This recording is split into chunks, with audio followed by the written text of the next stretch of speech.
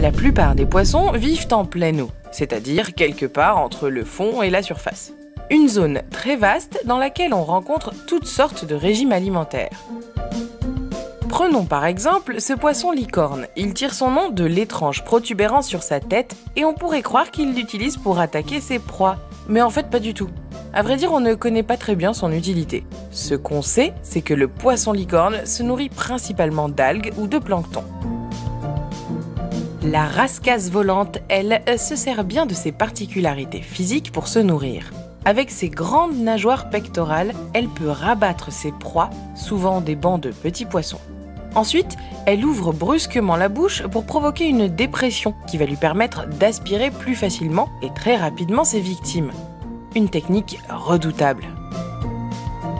Le poisson chirurgien, de son côté, broute en permanence les algues et herbes présentes sur les récifs. Un rôle très important qui permet d'éviter la prolifération des algues et de préserver les coraux, et donc de maintenir le fragile équilibre de la biodiversité.